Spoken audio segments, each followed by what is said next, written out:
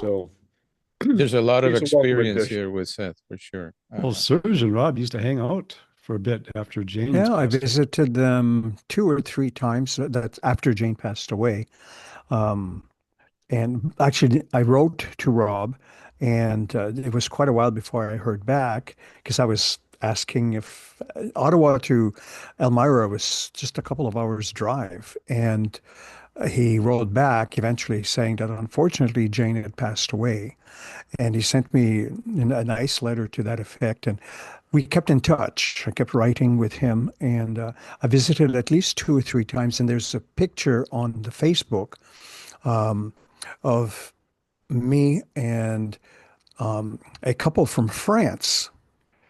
When we like they met me in Ottawa, and then we rented a vehicle and we drove down to Elmira. Um, this couple, the man had translated one of the books into French, and he was very shocked at what the French publishers did. They wanted to save money, so they completely wrote out all of Rob's notes, just took them out. And Prentice Hall went after them because they're not supposed to do that. So, but it was a very nice visit. We were there for several hours. He showed us the room that he had all of the artwork and all of the notes. Like it was like a big library everywhere. Cardboard boxes of stacked notes and bookshelves and everything else. Their whole life's work right there, 20 years. Wow. Yeah. And Yeah, did it you was keep in nice. touch with Laurel at all? No, Okay. it's being recorded, so I don't want to say anything. Okay. So, Serge, Um, your camera cuts part of your chin off. oh, just a second. Maybe because the new monitor is a little tall, so maybe I just need to angle it Or scoot it back or Yeah, I like was going to that. say, That yeah, helps. you're pretty good. You're fit. I mean, you just fit in the frame from the top of your head to the bottom of your chin. Well, that's my swelled head. Well, if anyone deserves to have a big head, it would be you. But See, this oh, is there, now it's as gotten really close. closest as it Too close. zooms in No, because that's it's a too zoom close. in camera. That's There too you go. far. That's better. That There, that's there, oh, that's pretty there, good. there. That's That's good. good. Yeah. That's Yeah, good. it makes me about the same size as you. I don't like that. It's the same size as you guys. It's got to be bigger. Oh yeah, there you go. Yeah, yeah. Get it as big as it gets, man. At So I'll 43 just years, re-angle it up. Oh, is that the? No, it's too big still. Hold on. we'll wait. Like No, that? we like you as far back as possible. We like the little Serge. Serge, it's okay when you're channeling Chris, if you still feel inclined, you can zoom, whatever you want to do. We're fine with all of that. Well, Chris has big energy enough, so Yeah. Yes. So I think that we have the group to get this show rolling here today. We welcome Wanda for sure that she showed up as well, and Christiana, Anna. Everybody else, I think that we have already said hello at least. And today we have our High Vibe Channeling Sunday edition once again. And we have Serge Grandbois, who has been many times with us. And you already were listening to some of the stories that link him to a very long channeling tradition. 43 years himself yeah, channeling. 43 now. 43. And some of that Seth stuff that you were talking about that even precedes that, right? Yep. Actually started reading Seth just as I was kind of moving into the area of being able to do it myself. And this one particular time, I walked into the local metaphysical bookstore in Ottawa, where I grew up at the time. And when I walked into the store, it's like I fell into a trance and I was watching from above. I was watching my body go over to the shelf where I had seen Seth Speaks in the paperback, take the book off the shelf, bring it to the cash counter and buy it and walk out.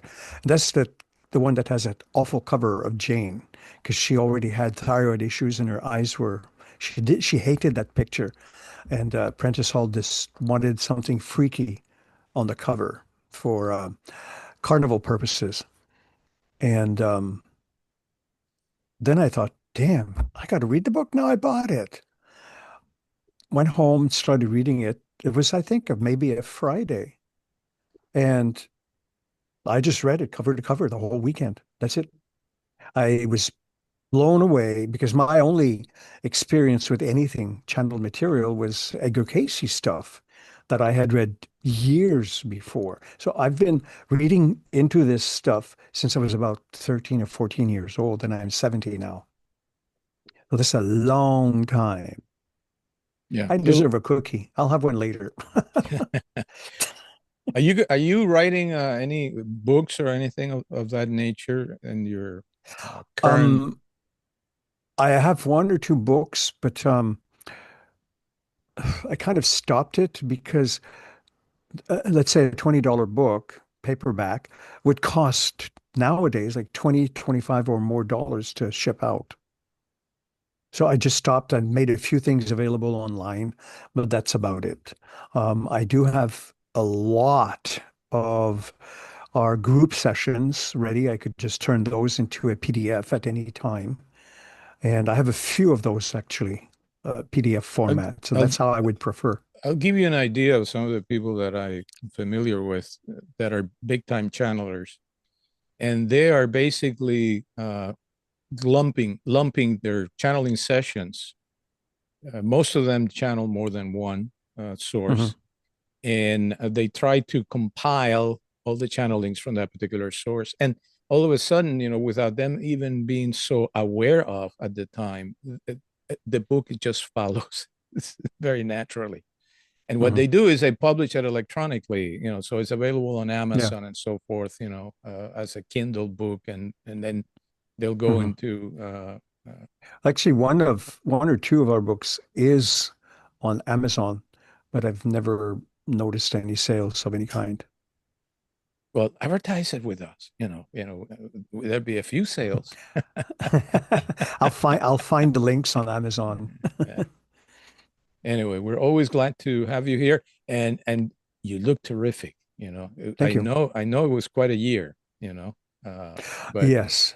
but here you are. 2026 is going to be a very, very significant year for all of us, and we're very glad that you're part of Serge. So with that, Serge, I let you just take the floor and do your thing. That sounds like a good plan. Yeah.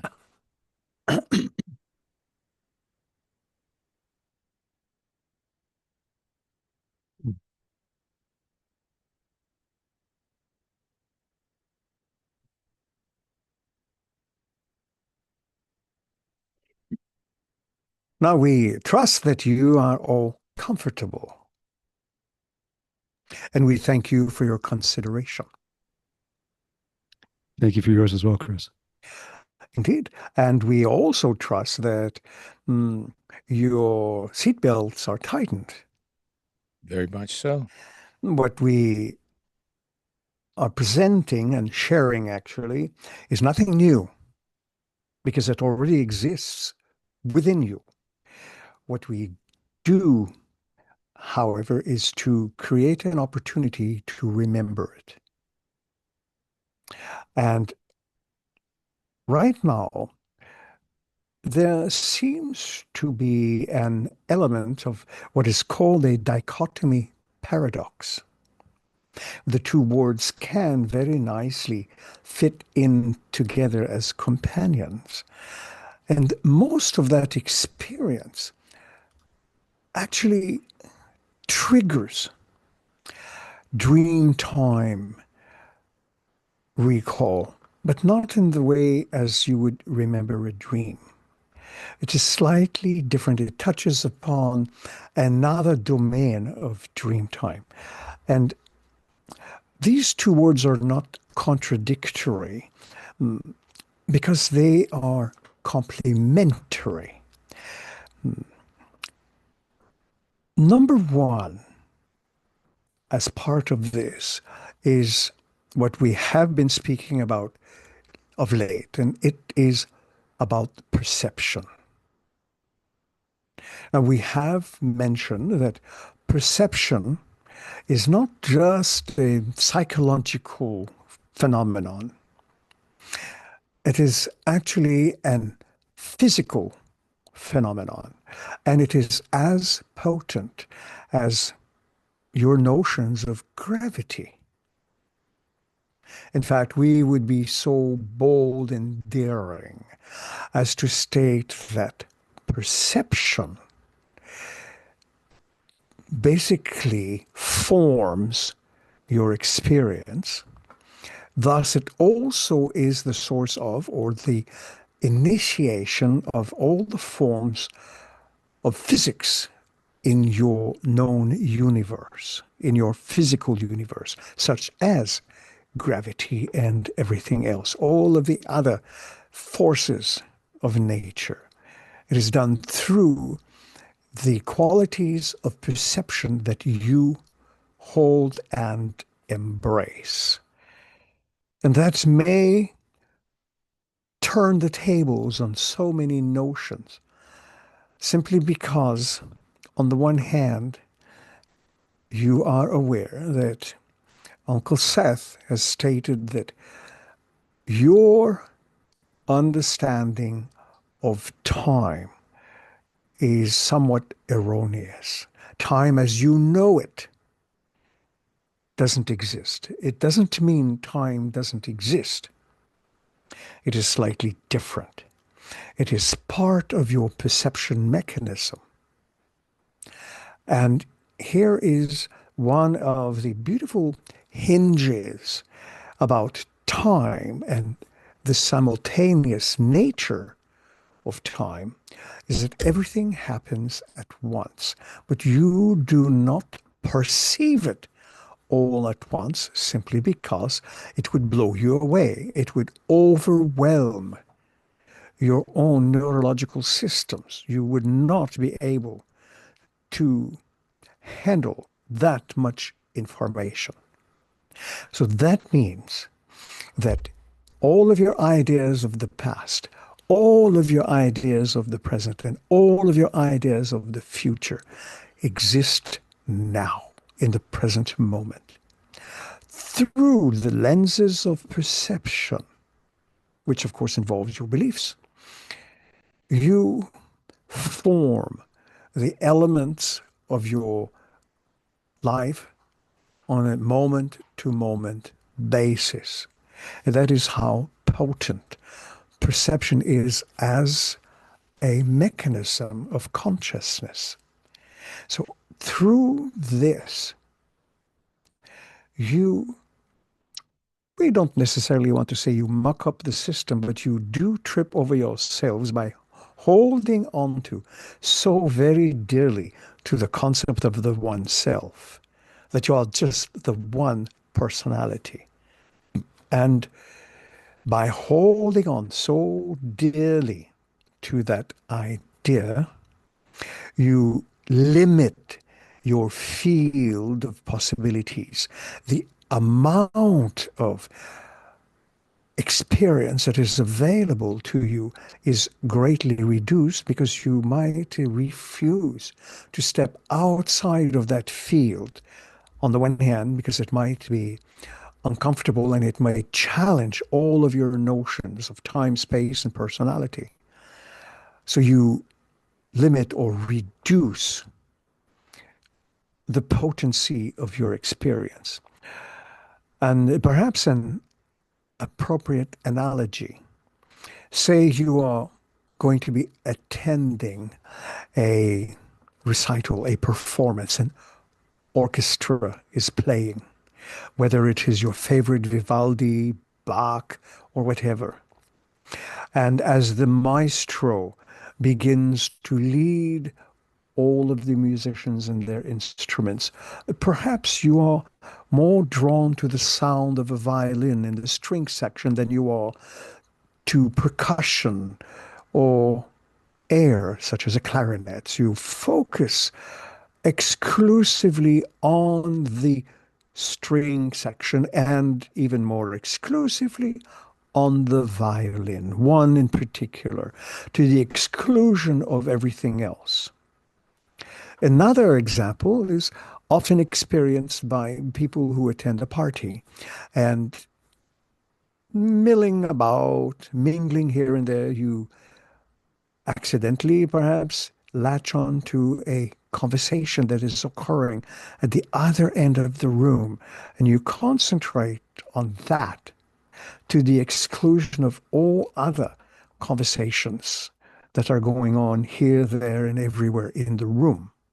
So your abilities to concentrate are quite extraordinary, sometimes to your own detriment, because you concentrate on what you call your physical reality to the exclusion of everything else. And individuals who can slip and slide here and there through the cracks of that strength, such as those who channel, are able to tune out all of the conversations in the mind of relevant to physical experience and zoom in on conversations that exist at other planes of experience, all within the context of your own mind. Because it is through your perception that you also create the channeling phenomenon. You are able to tap into other minds, other personalities. You refer to them as essence or other selves or higher self. The label is not as important as the actual experience and what you don't necessarily gain from it, but what you experience from it. Because all of that information, once you have a listen, once you read, if it is in written form, most of you would likely go something like, oh, it makes sense, or of course it does, because the knowledge is already part of your system. And through your own personality and your own perceptions, you tune into the availability of that experience to allow more into your life. Does that make some sense to you? Yes, thank you. So the normal apparatus of perception fixates on the external story, which is temporary, it is temporal.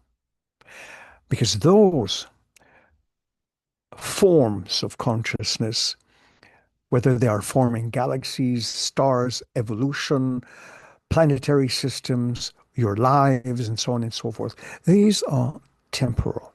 What is beyond temporal, however, is your experience.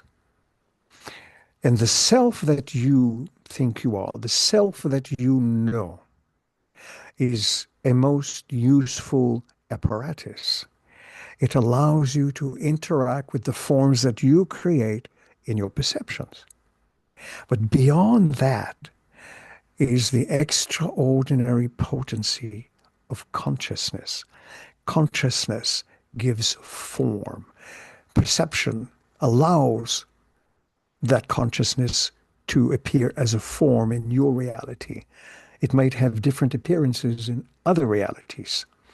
But in this one, you can then, quote unquote, perceive your elements of consciousness in such a way that you can interact with it, you can grow with it, you can learn with it, and especially you learn how to manipulate that energy for your experience. So we just wanted to throw that into your own courtyard so that you can think about it, so that you can apply it, you can move with it and allow it to shape your experience, because it touches upon your own innate abilities as creators. That is what a creator does. through their perception to create form. Consciousness, on the one hand, is not static, ever. That is why everything changes in your world, and it is absolutely necessary. The resistance comes when you insist things must not change, things must stay the same. Growth is stymied, stifled, and you do not actually grow in those situations. So the idea that you can allow consciousness its own expressions can definitely transform your reality. Does that also make sense to you? Indeed. And perhaps you might have an observation or an inquiry. Yeah, we have some, and Ray will like to pose the first one. And speaking of that, I know that through Seth and others, that our experience, we actually blink on and off. Indeed, you have to allow the flow of perception, which includes your physical form, which itself is made up of consciousness.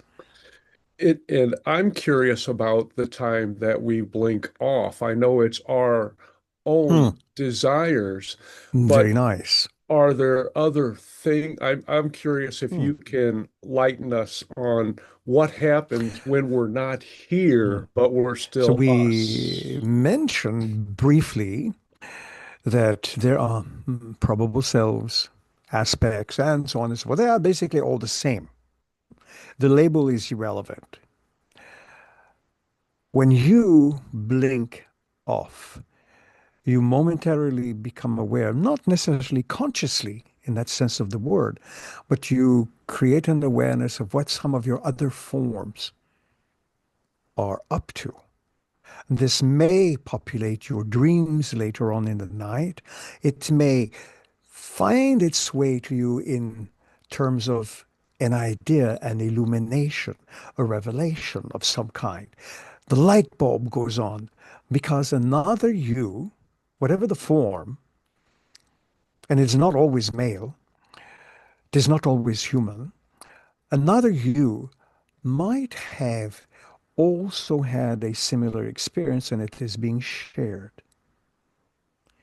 So you have at your disposal, just like you have a library behind you, you have at your disposal an unlimited library of selves from which you pool knowledge and information. And that is why this information and much more is not new to you, though it might open your eyes, because you already know it. So it is basically an acknowledgement of what is there. So that is the mechanics of the nature of the continuity of self coming to us, even though we don't have our conscious awareness because we're not built that way. Neurologically, no.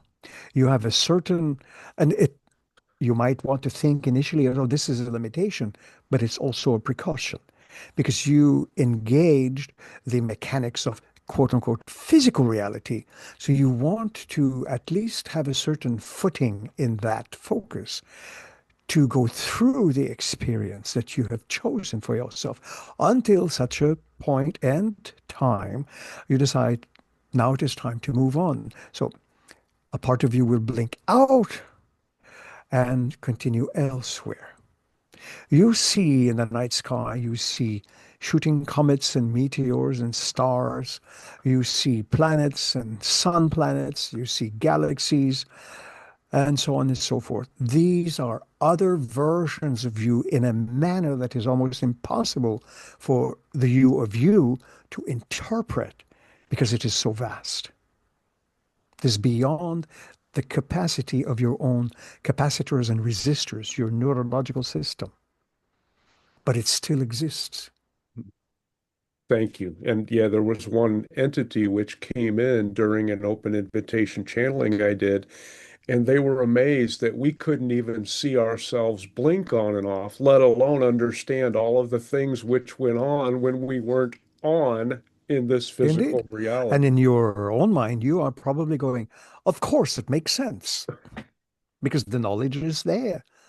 So all that this does is peel back layers of, we want to use it in the best sense possible, the layers of ignorance, not in a bad way, but in a way that you can't perceive, but you at least get the resonance. You at least get the allowing. You know. Does that make sense? Absolutely. And thank you very much for that insight. That's what we count on you for, Kris. I'm Just grateful. like the portrait behind you. Yeah, that question will come up next time around. Indeed. So you can tune into that particular energy or personality. And oh, I did. We're going to talk about that, but let's give some other people an opportunity first. Thank you. Wei Sung, please. Yeah, you mentioned that there's a library of selves that we can pull from. And so my question is that is the self is an unchanging things existing in a library? What is the nature of self-awareness? Hmm. Usually, when people say, I have self awareness, they are aware of their temporal selves.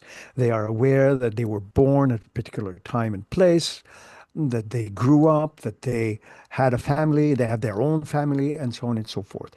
But that is a very thin veneer of selfhood. There is another state of selfhood that literally encompasses, are you ready? That encompasses everything imaginable and beyond your imagination. So basically, everything is in you and you are in everything. The one is many and the many is in the one. That is a very, very ancient concept. That particular narrative is found in some of the most ancient writings from the East, from India, and from other places, without getting into mysticism, but just information. So all of the cells in your body, the several billion cells that compose your body, are made up of selves, Selves, or the cells, cells, are made up of selves. They are conglomerated in a way that gives a projection of an image of what you think you are in this particular time and space. That is just one. But basically speaking, everything is in you and you are in everything, which appears to be a little bit contradictory because your species tries to hold on to the idea of oneself only. And that is why it is projected in your religions, especially the main three, which only allows one so-called supreme being. Some of the older religions had multiple divinities, reflecting the multiple aspects of the selfhood. This was literally chopped down to try a new experiment where the individual would attempt to demonstrate with his or her abilities the best possible way just one selfhood. But you are straining and pulling at the seams right now. That is why some of the older religions are slowly making a comeback, very slowly. But also, phenomenon like this is expressing different layers of selfhood, and you can tune into that. You can sense it, correct? And for example, you may think we are talking to Wason, but Wason doesn't know what Wason is. We know. So we are addressing multiple selves of yours simultaneously. That knowledge and information literally winds its way into your own nature. Again, it might pop up in images. It might pop up in intuition. It might somehow or other just throw a light bulb on in your mind. You have, oh, an idea. This makes sense. I get it now. Because the wholeness of you is cooperating. It always is, but is usually kept at bay. Don't bother me. I am busy being me, even though I don't know who the heck me is. Does that make sense? And there is nothing of animosity or any conflicts. You are learning to express more of yourself. Does that make sense to you? Oh, yes, yes. So I would assume that when I'm awake, so I am You think aware you are? oneself. When I am sleeping, I would assume that my Indeed. consciousness also have another self there. Indeed. Because the constraints used during the waking time are loosened. So you have a little more fluidity in your personality. You may have many dreams throughout the night with all sorts of adventures. You wake up, you remember barely anything at all, but you may feel something has shifted, something has changed. You feel more wholesome, whatever the thing. But even when you are awake and conscious, you are still in a trance state. You are still in dream time. You are still sleeping, but you are dreaming that you are Wei-san in that particular way. Knowing that, you can visit your own inner dialogue and start engaging little conversations and just notice the flow of energy in your own consciousness. That may make a strong impact. Okay. Well, thank you. It's Indeed. really it's And the helpful. whole thing is have fun with the damn thing. Enjoy it. No cult-like behavior. Just have fun with it. That's the nature of your creations. You become so serious that you forget to have fun. You should be seriously engaging fun. Sure. Um, yes. I Indeed. will remember that. Thank you. Indeed. Now, there may be others chomping at the bit. Please have at it. I'll take the next question then. And Wei-san, you're welcome to get back on the line if you want to. Okay. Uh, a number of things. You have been marvelous so far, giving us a better insight to the nature The of right this. expression is marvelous. Marvelous. That's it. That's it. You have been. You always are. And so there's a couple of things that teeter on things that I even had today in my whatever thought streams we call it. The concept of the one self that we are, and the concept of becoming aware of the quantum field and the concepts of these timelines, that we speak of. We're in this timeline, we're in that timeline, da da da. I want to shift from this to there. I want to, whatever that is. Because of the amount of focus that we have and the structuring that we have allowed in this reality, in this realm, how we shift into some other desired qualities or aspects of us. It's a function of our capacity to have some continuity, to transform, to transmute that we have been. So there's a shifting identity. Shed some light to me about In these kinds of things. terms of reality, as you understand it, you always do that. Your personality structure, who you are, and the self, and consciousness itself are not static. So there's always change and transformation. Again, let us utilize the analogy of the orchestra.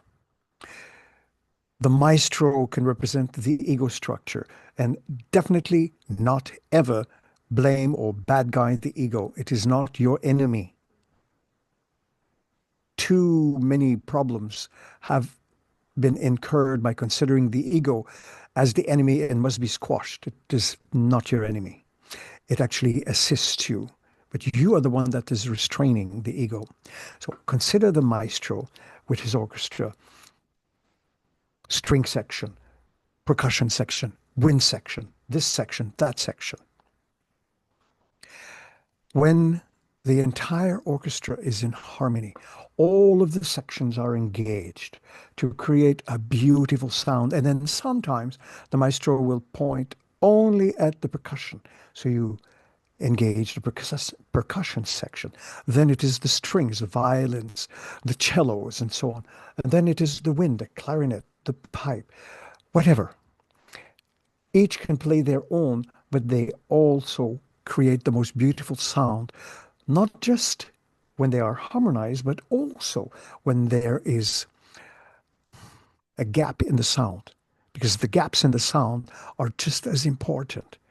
They lead to possibilities, because you know when there is a pause, something else is coming in. So your nature is sometimes easily understood as an orchestration of selves. Some are more at the forefront, some are more at the middle, some are more to the side, some are more at the back. And that can be interpreted as different timelines. And it is not that you consciously choose the timeline. All timelines exist simultaneously, all of them. Every imaginable timeline and every unimaginable timeline, everything exists in the now, the simultaneous nature of time and space in that respect. Everything is now. Your perception, the way you tune it, just like a radio receiver. You get a certain station at this movement of the dial. You move it a little more, you get more and more and more. You get static in between. That is your perception. You bring it into focus. So everything that you perceive, you are doing that out of an unlimited field of possibilities. It exists because you perceive it. Otherwise, there is nothing. And literally, because it is consciousness, there is nothing in the way you think of it. But all the potential exists simply by focusing your perception, which gives you experience. Because you form your reality, literally, psychologically, energetically, and otherwise. Even the idea that there is this technology that allows this kind of communication with you being in different parts of the world through the internet and its auspices, that is also the result of your perception. Does that make a little bit of sense to you? It does. And I do have more questions, but I'm going to yield to Christiana, Anna. Indeed. Thank you, Luis. And nice to see you again. Lovely to spend time with you again also. I am actually curious and wondering about all the other me's. And I hope they're all well, more or less. I wanted to use an example of how our focus in this being affects them. And I also wanted to ask if it is possible to have some feedback, like could you share something from one of the other me's?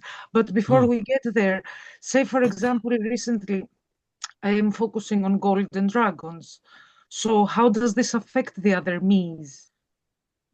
It may, in fact, your focusing on dragons may be the result of other focuses, having dreams, which are exchanged in the dream time, that gives you ideas, gives them ideas, and there is a sharing. And all of the other yous may not necessarily look like you or even be the same gender or even be the same species. But all of you have your own sovereignty, your own integrity. Your actions do not negatively impact another self. Their actions do not negatively impact you. The old notion that was so very popular from years back, 60s, 70s, 80s, even 90s, that somehow or other, your past life is affecting you today. You did something wrong 300 years ago. Wrong in whose terms? Is somehow or other is going to bite you in the behind today. It doesn't exist. Time is not sequenced in that way unless you want to make yourself the recipient of suffering. So it is a good idea to put that notion out the window. Your actions today do influence your yesterday, and your actions tomorrow influence today and yesterday, because your past per se doesn't affect you today as much as your future influences your past and your present. Your future beckons you to explore choices and opportunities and creativity, what you can and cannot do within the sphere of your own influences. So, for instance, in approximately 1275, 1285, in a southern region of France, you are a young girl, very pretty, but not, how do we say, very pretty, not necessarily bright, but not dumb either. And you happen to meet a younger man who was beaten by someone else for the few bits of food that he had. So you brought him some help, you helped him, you brought him water, you cleaned them out, you tended to his well-being, only to find out that this young man was actually the son of a high society member of the ruling class. And that young man fell in love with you because he was astounded at the caring that his so-called peasant girl would have. He always assumed that peasants in the lower class were trash. You changed his heart. And he made it so that you would become his bride. So in a way, your gentle acts saved your own life. You saved his, but he in turn saved your own. Because otherwise, in many respects, you would have starved to death elsewhere. So he brought you into a particular segment of society, and you were always the most humble being. You just didn't really take any shit from anyone, but you were always very, very humble. And that little streak of not taking any shit still exists in you today. It has run through many of your lives. You don't allow others to walk all over you. Correct? Correct. Hmm. So this is a particular thread. And this could also apply to an answer in Lewis's question. The idea of string theory, that one cell here and another cell thousands of miles away will respond to stimuli or stimulus, is real. What you go through in this particular lifetime does ripple out through your other selves, but only in a manner that is acceptable to the other selves. So you have enriching and nurturing thoughts for your own existence that travels through your congress of selves, because that is what it is, a confederation of selves, and everyone benefits. Does that make sense to you? It does. Thank you very much. That story was like a fairy tale, which I'm really attracted to, those kind of stories. The only thing is that that young lady did not have a dragon. If Oh, she had, nobody would have messed with her. well, there is one inside. She might even have said Dracarys a few times. Hmm. So the best thing we can do for all our other selves is to be happy. Be yourself. They Yes. are themselves, you be yourself. That creates harmony. Hmm. Thank you very much. Indeed. Todd, please.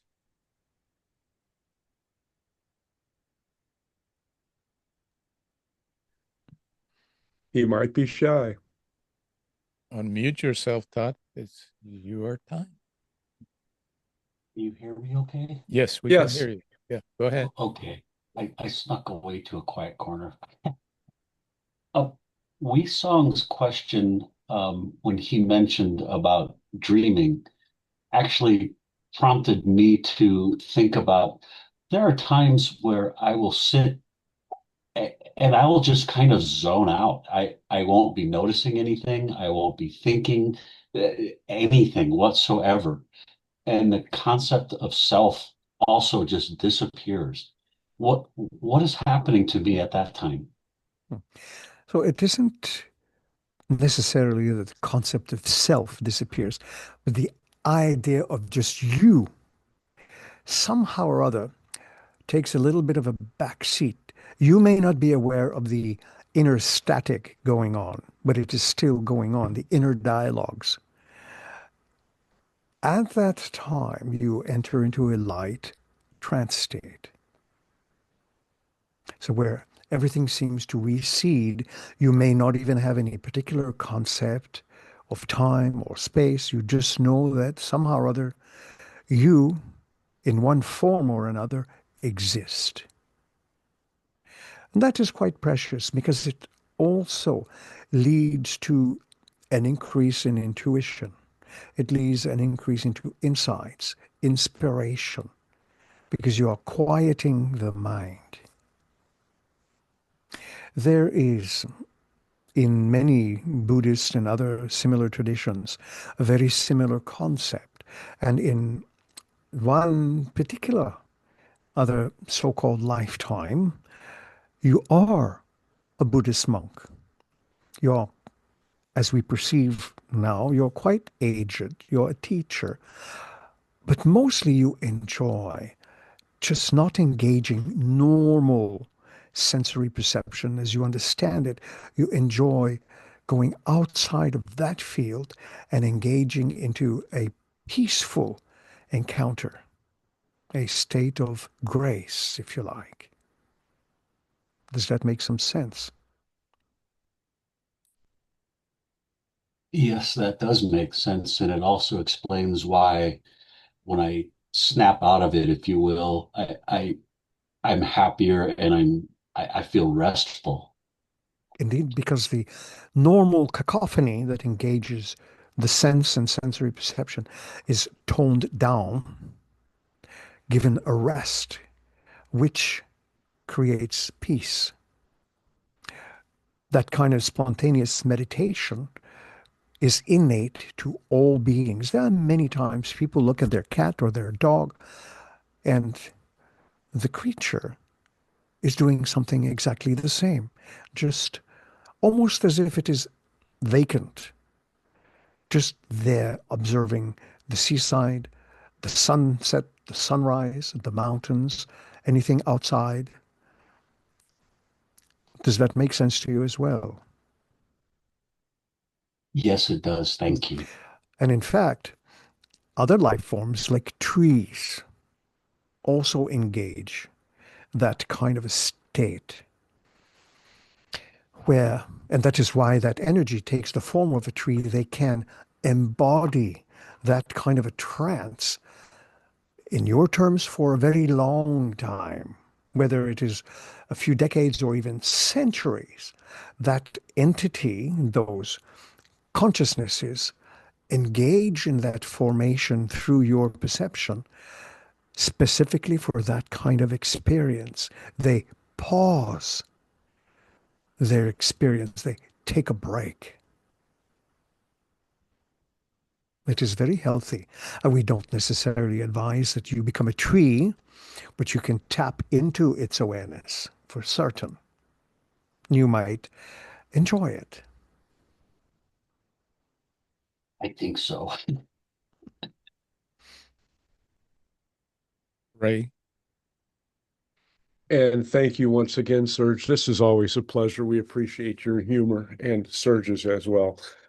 Going back to my Robert Butts painting, I received some input today that was a representation of my energy of a being I'm associated with in this same region. And I was wondering if you could just give me any thoughts or anything you wish to share about that painting or the energies or any connection to me, please. Very interesting inquiry. One thing you might have noticed, now, not to say this is like a Mona Lisa, but depending on the angle of the room that you are in, viewing the picture, you might get a different feeling for it. Did you notice that? Not yet, but I will be trying. Indeed. So it represents a reflection of many different layers of selfhood. And each one may give you a different feeling tone because it is addressing something other inside of you than just the regular Ray that you know. So try that. You don't have to do it today, but later on or another day, look at the painting, but from another angle of the room, and you might see what we are speaking about. As Oh, if somehow or other the features change. The features are not changing, but you are changing the features of your perception. That is what is important. excellent. And I have taken all of your advice, Kris, and I have no chance of, or there's no chance of me not doing that. So, at least in this timeline, thank you so much for that. We best never suggest you jump off a bridge. Wei-san. Thank you, Kris. And I'm thinking about it. If the reality and our existence is holistic, and the source is always in us and operating in us, is it true that it is all that is running our life, making choices, performing, and experiencing? And We does would this like to actually not necessarily correct you, but just bring a little interjection. You have your own free will. All that is not your boss. All that is gives you the opportunity to be, but it doesn't limit or hinder anything you want to do. So if, for instance, you wanted to jump off the top of that bridge, you're entirely free to do so. But if you don't want to do that, you are free to do that as well. All that is doesn't dictate, but it presents unlimited possibilities. You, through your perception, choose what best suits your needs and your intentions. That is different. okay? So the me myself has a free will. I can choose. My question is that I is that really an I choose or I have a free will or the free will the I the small I is an illusion doesn't exist. It's only In that all sense, yes. The great I creates the little I for it to experience itself.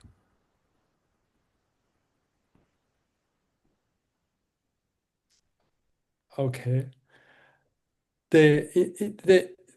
Because Just if like I see, your parents came together and bore you as a child. Now, you are not your parents. You may demonstrate traits and characteristics of both their personalities, but you are still you. You are different from your parents, even though you come from your parents. They don't necessarily tell you how to breathe and so on and so forth. You have free will in that area. So, in a certain way, all that is your parent. And at the same time, you contain all that is, just like you contain the DNA of your parents, but you also have your own DNA. So you have free expression. And you can, by all means, go in free willy, that's for sure. okay, so i- the- when I make a choice, making a decision, so I really do not have those full information to make the decision. The Correct? decision was made before I aware of the decision. In a certain sense, yes. But you are still the final arbitrator. For instance, if let's say you have two friends call you and they say, wait, son, one of them says, come with me, let's go to the movies. But you get another call right away, and the other friend says, wait, son, let's go skating. What do? You are presented with two different opportunities, but then you might say, well, it would be nice to go to the movies, it would be nice to go skating, but I want to stay home and eat popcorn. So you are the one that decides according to the variables exactly what you want to do. Now, you may say, I will have a bite of popcorn, but I will go to the movies, and another day I might go skating with my other friend. So you arrange according to the context that you want to experience. That is where free will exists. All the possibilities exist at once. You are the one through your perception and also through your beliefs and stuff. You are the one that decides what is most relevant to you. And relevance is a very, very big, important term. If this is more relevant to you now, you will do that. If that is more relevant to you tomorrow, you might plan for that tomorrow. But it is always you who draws the line as to what is your experience. Uh, this is very clear. Thank you. And so that means this is small, the physical level self does exist and do make decisions and Yes. contribute to the creation of life experience. Yes. For instance, you may say only the self exists. The physical one does not. But can you hold your breath for more than 10 minutes? Can No, you not drink or eat for 2 weeks? You will crack. that's You right. will croak. You will die. So you still have that personal physical expression that you have to take care of in one form or another.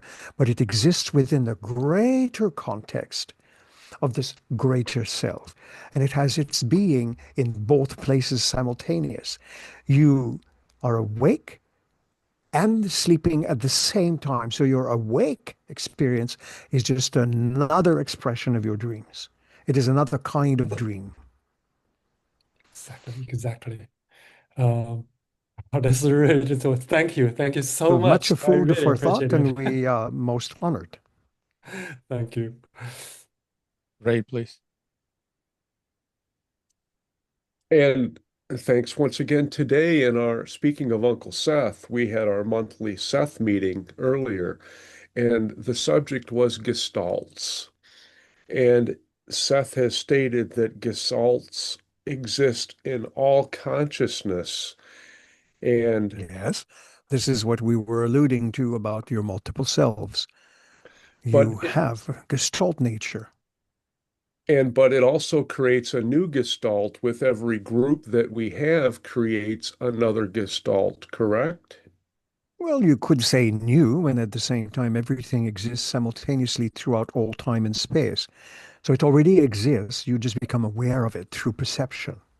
Okay. And that same perception, that gestalt, which exists in the dream time, we would just pull pieces of that back into our waking state that we thought would be relevant or serve us. Correct? You might, for instance, wake up thinking, oh, I had a wild dream. I was a Roman soldier and I went to the forum and I was a centurion and having all of these experiences. You might think, oh, that was a wild dream night. Perhaps not realizing that that was also one of your psychological gestalts. Excellent. Thank And you. by the way, that wasn't just made up. Sweet. Thank you, Kris. You That always give us. may, perhaps in a way, speak to particular traits and characteristics of your personality. That sometimes you can be really, really strong-headed. I'm glad you said it was only sometimes. That gives me hope. In fact, we could also say that simply being a participant in the physical plane of experience requires a great amount of tenacity. Thank you. And focus, I would say. So my question is part comment and part question. The little self we have talked about a little bit here today is not so little. It's right at the front of creation. We are creating all the time. Indeed, your little self might take exception to being called little. That's right. That's Because that's there's the nothing point. little about your selves, your experiences, your nature. It is always grand. Because of the way that you have structured your personal experiences, perhaps generationally, perhaps because you have whittled it down, the concept of selfhood. You may think that you might be insignificant in the long run without realizing that if you put that notion aside, you are not insignificant. You are the creator of your experience. That is something else. Very important. Biologically speaking, every cell and molecule and atom that forms your body is made up of the stuff of stars and planets and asteroids and comets and so many other cosmic phenomena. It is almost unbelievable. Yeah. If you And just tune into that notion, you might feel as if you're being energized, rightly so. yes. And I have the concept that there's some atoms in this body that have been everywhere that I have been whatever I have been or are, I should say. So the atomic structure has that. And that's where the concept of I am light to me Mm. really coalesces to. Any comment? Sometimes it may feel to some of you as if the idea of yourself is too small to contain what you sense about yourselves. And that is fine because that pushes you to the edge of your limitations, your limited thinking about yourself, and urges you, begs you to push that door open and peek on the other side and wonder at the wonderment of what you are. Thank you, Kris. Christine? Hello. Um, so the past couple weeks, I've been having this experience when like I go to bed, I put my head on my pillow, and I'll usually put my earphones in and listen to a frequency or some kind of meditation. But it's like as soon as my head hits the pillow, I get this remembrance of a dream I had the night before or dreams I've had weeks ago. And it's like instead of a memory I can picture in my mind, it's more of like a feeling, kind of like such a peaceful place that I'm going to every night, that I know it's not the same place, but it gives me that same feeling. And then within the past couple of weeks, I've been really trying to wrap my brain around the concept of there's multiple me's happening right now. And if I just make the choice and raise my vibration and frequency, I can step into it. I've been really practicing that. And a couple times I've experienced where things around me shift and I'm holding it. And it's been happening more and more. And I had an experience yesterday where I experienced the reality of that shift, that I made the choice the night before of how I'm going to feel about everything around me. And it's really bizarre, but it's fascinating at the same time. And I just know now, like, I can't wait to go to sleep at night to be back into that feeling of wherever I'm going is where I'm striving to be in my regular daily life, if that's making sense. Absolutely. In fact, your experience is often lived by others as well, but perhaps not recognized as such because they're simply inexperienced that way. But you are tapping into the natural fluidity of your own awareness. And the idea is there is nothing to be fixed, but there is something to be allowed. Mm. And in the allowing, you discover the gentle nature of exploration that way. Your own self is leading the way by dropping breadcrumbs so that you can study yourself more and more in that way. Mm. Makes sense. And as we suggested earlier, yes, it makes sense. Of course, it makes sense because it is the way of things. In the Star Wars series, especially the new ones, The Mandalorian, their motto is, "It is the way." And exactly, it is the way of consciousness. Just allow. No fix.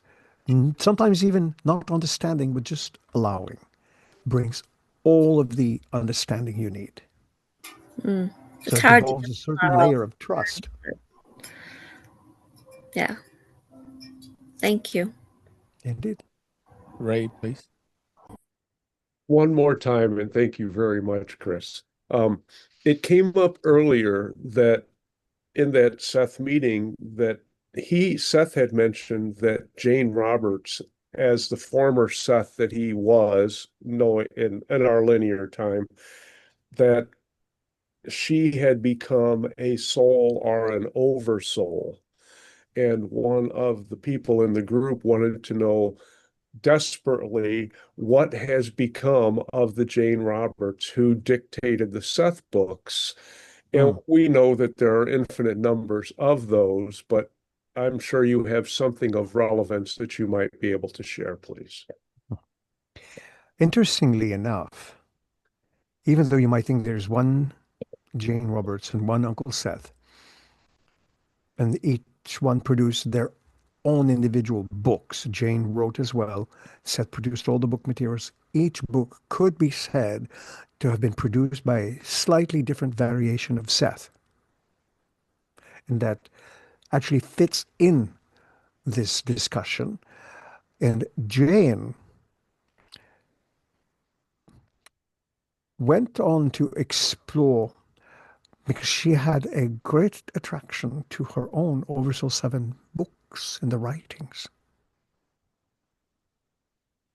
So she, or at least a portion of her, if you like, an aspect of her, went on to continue exploring what Oversoul 7 is up to.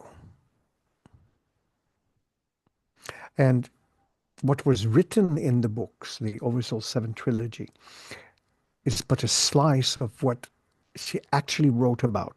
In other realities, she produced far more material on her own. And in other realities still, she produced more Seth books. So she is, in a way, an iconic figure.